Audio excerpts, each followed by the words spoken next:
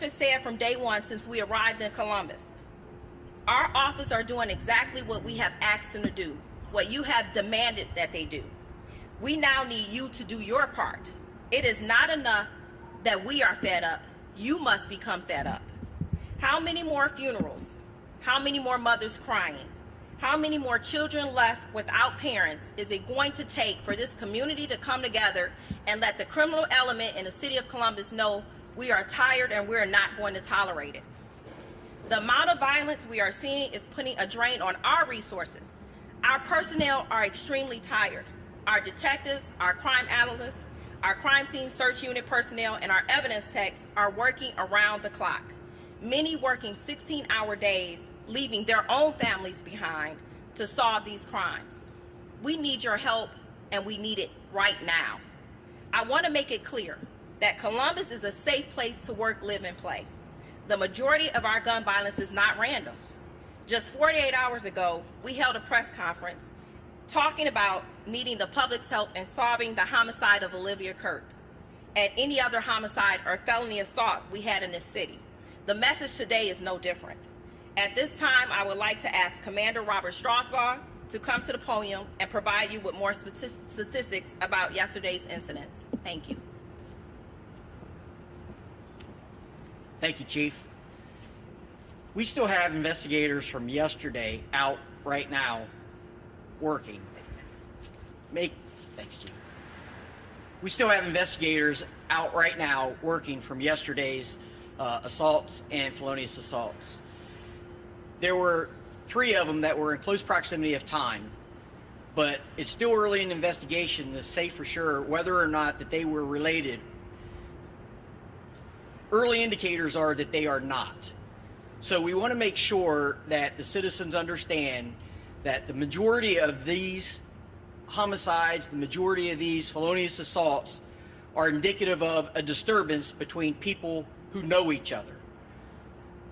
We have no random shootings or homicides in the last 24 hours, as was indicated to me when I got into work this morning.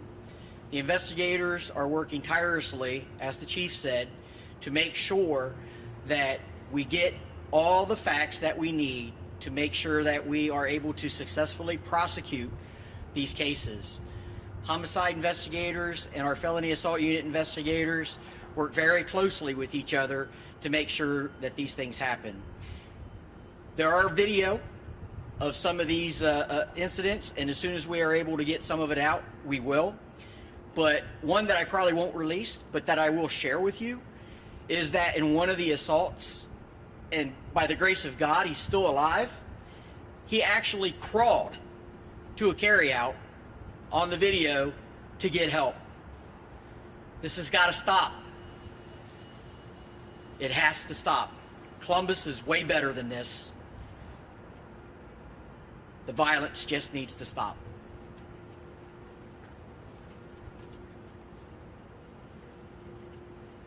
Good afternoon. As we're talking about this violence, which I seem to be doing a lot more frequently than I would like to lately, I just want to take a moment to express my thanks to all the employees that are involved in these investigations. Each homicide or shooting call starts with our communications technicians. They accurately record the information, dispatch the proper resources, get us out there. Our patrol officers are the first responders, and they have been doing a tremendous job. The videos you often don't see are them arriving and performing life-saving measures that save us from having an even bigger total number of homicides. They protect the evidence, they identify witnesses, and often they make apprehensions right there at the scene, and I'm very proud of their work. We have a lot of support personnel that go into these investigations. Our crime scene and our evidence techs, as already mentioned, our laboratory personnel, our digital forensics personnel, local, state, and federal partners who lend their expertise, equipment, and support. We could not succeed without every one of these people succeeding. The homicide and felonious assault detectives specifically that I have the honor of supervising, I am very proud of their work. They have changed nearly the way they do everything in the last few years, including right now we're in the second iteration of a pilot program where they've voluntarily changed their shifts and their days off to form teams where everybody's working first shift. We have 6 teams. Twice in the last week, we've had to use 4 of those teams in the same day. If it wasn't for the teams, we would have more homicides on a shift at times in the last week than we have personnel to even respond. So I'm very grateful for their sacrifices to try this out, try something new to help us succeed, because they are the voices of the victims and they are the voices of the families in many cases. As mentioned, they're often working 12 and 16-hour days. They really don't have time off from work. Their phones are ringing constantly, and they're not leaving. They're volunteering to stay there, raise their hand and say, I want to do this. I want to make Columbus better. And I thank them for that. All these employees deal with considerable trauma. And often this trauma lasts longer than the investigation. Again, I'm very proud of their work, and I pray for their long-term health, because the trauma impacts us as well. But the trauma is really impacting our community. And enough is enough. We're all fed up. We need this to stop. We can proactively police. My detectives can reactively respond, solve cases, and bring offenders to the courts. We can implement programs such as the group violence intervention, many of you may refer to as ceasefire. We can employ interrupters that go out and try to break the cycle of violence, but only the trigger pullers can decide not to pull the trigger and wound and kill others. Until they make that decision, we must collectively come together as a community and hold them accountable. They cannot operate without accountability. To that end, I am very grateful for every witness who's courageous enough to come forward and share their information. If you have a tip on a homicide, please call us, 614-645-4730. Or you can report it anonymously to Crime Stoppers at 614-645-4749. The police cannot do this alone. We need your help. And your silence may not allow another mother to lose her baby. So please don't let that happen. And with that, if anybody has any questions for the 3 of us.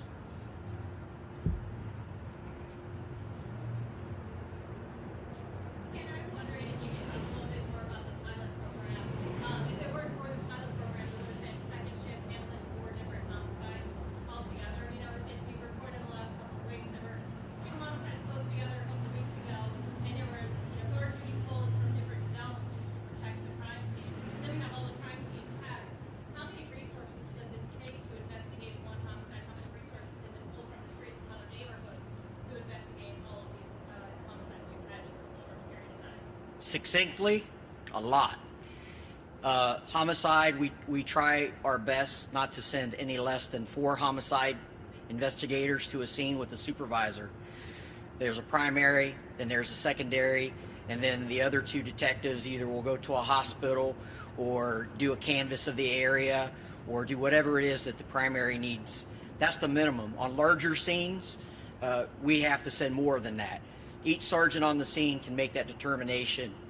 There are some scenes that I go out on, the chiefs go out on, and we are able to coordinate the resources better in that way. So what I think citizens don't understand is what you just said. The resources are pulled from their neighborhoods. That's why we need the citizens' help. We need to have the citizens step up and give us the direction in which to take our investigation. Because when we have a guard duty, regardless of where it is in the city, we have to rob Peter to pay Paul. And that's what we're doing on some of these scenes.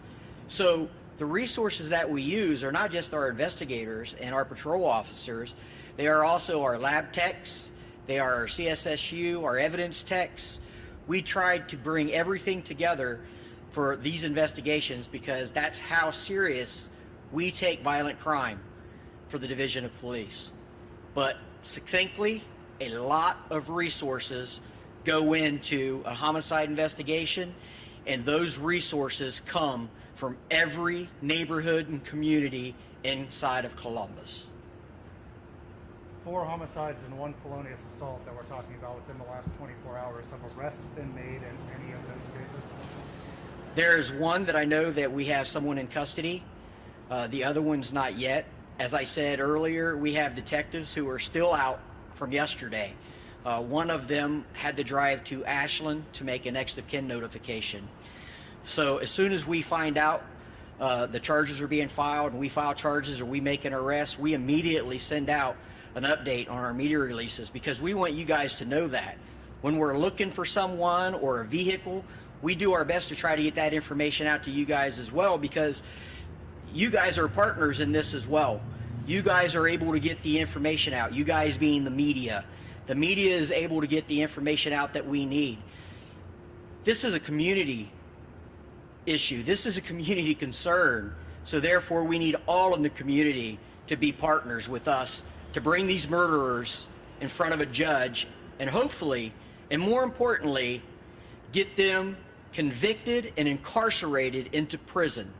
That's why homicide investigations may take a little longer. I will never be able to solve a homicide fast enough for a mother, father, grandmother, grandfather. Never.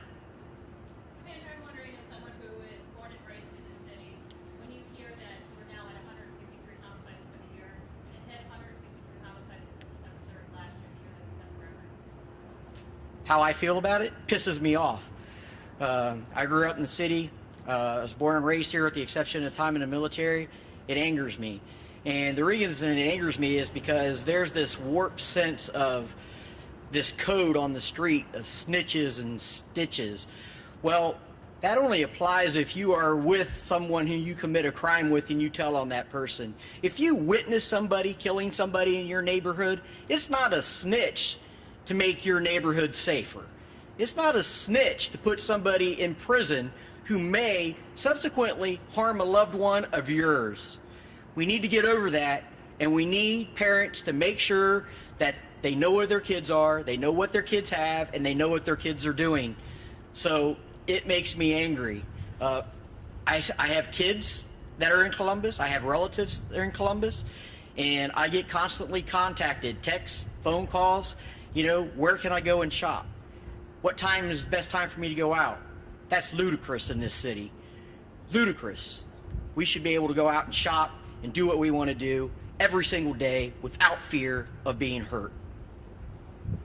Commander, there are 3 of those shootings, 2 of the homicides happened within about a 2-mile stretch on the Near East Side. The Near East Side has seen a lot of violence so far this year. Can you tell us anything about, you said there's no indication that at this point they're connected, what may have led to that, and what people in that area should be doing to try and make sure that they're safe? As I said earlier, the majority, first off, I want to say you guys are probably going to make these guys jealous.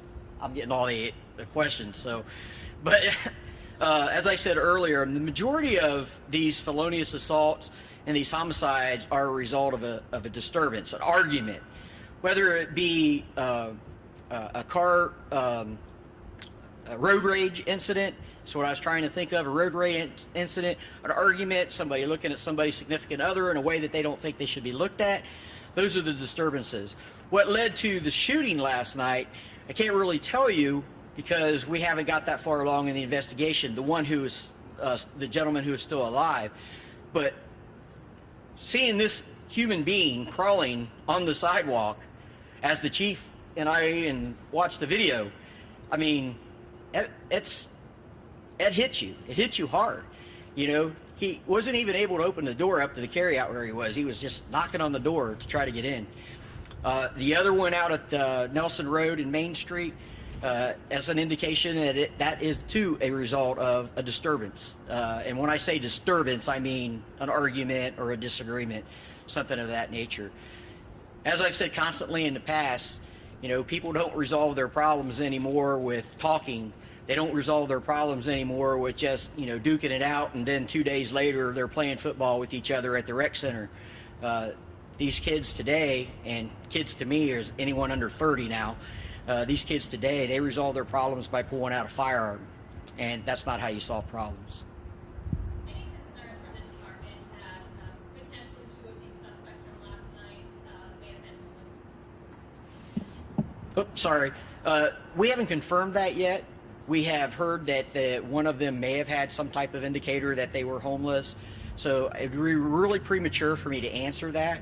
But I will say that what we're looking at, that there's no random shooting of somebody going around and shooting homeless people or anybody else of a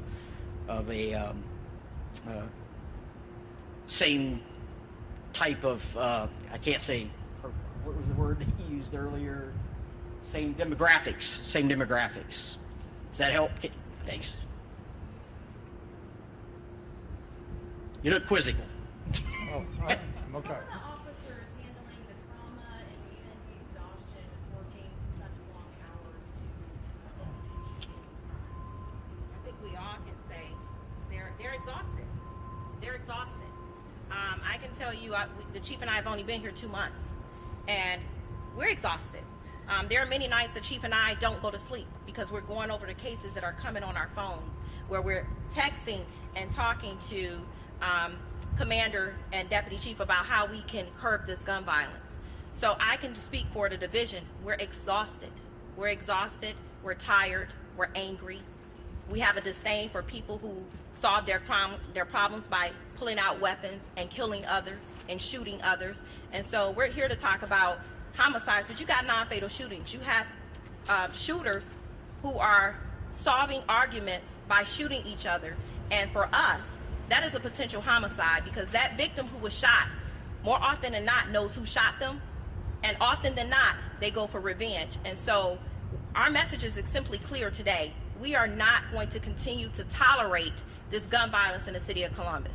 I am fed up, my team is fed up, and we want the citizens, and we know the citizens, the majority, overwhelming majority, are out here doing the right thing.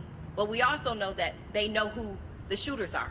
We also know that they know that some of their children are the gun pullers. We need them to get fed up. It is not enough for us to keep having another press conference. We've had several. And so we're now begging you to stand up, stand with us, and let the citizens in this Columbus, beautiful city, know that gun violence, gun triggers are not going to be tolerated here.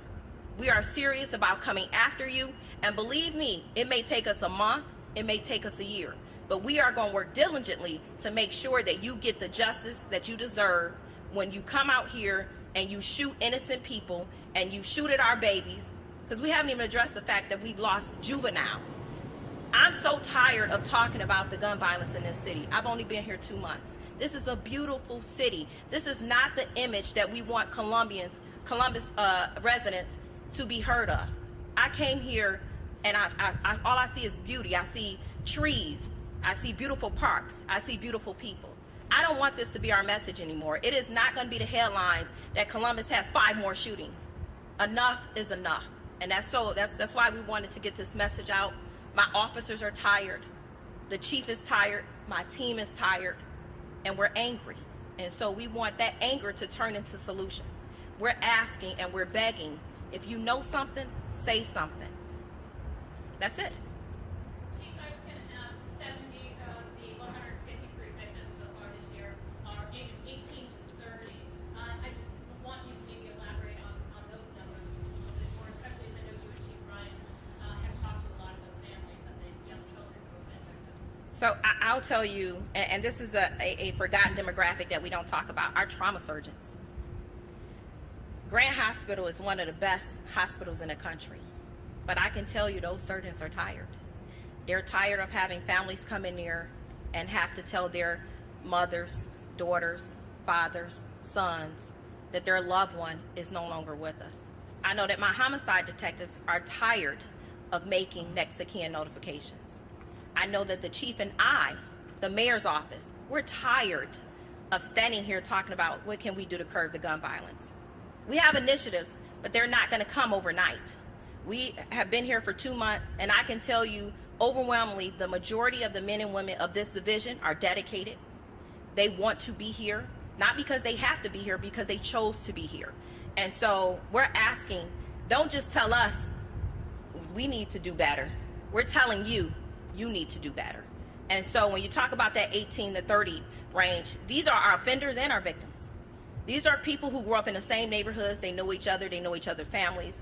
And to think that in their minds, it's okay that you had a disagreement on Tuesday and you think it's okay to shoot somebody on Wednesday or Thursday. It just doesn't make sense. And I know that we're better than that. And, you know, fortunately for us, we're working with limited manpower. We're trying to do the best that we can. But I can assure you that the chief and this team, we're committed to putting more officers on the street by recruitment. We're committed to making sure that we engage our community. We're committed to having open and honest dialogue. You've heard the chief say this over and we're going to hold our officers accountable. And when they do something right, we're going to back them. When they do something wrong, we're going to hold them accountable. But we're also going to hold this community accountable. We can no longer ignore what we see in the backdrop. So if it's in your neighborhood, we want you to be fed up. We want you to come out with us when we're out here talking about how we do gun violence. We want to hear from you what you think this division can do better, and then how can you help. This is basically us begging for your assistance. So I think that's all we're trying to get across. We're tired, we're fed up, and we're seriously want to decrease this crime. We cannot, and I will not accept 200 murders. I will not. And so we're diligently working towards decreasing that every single day.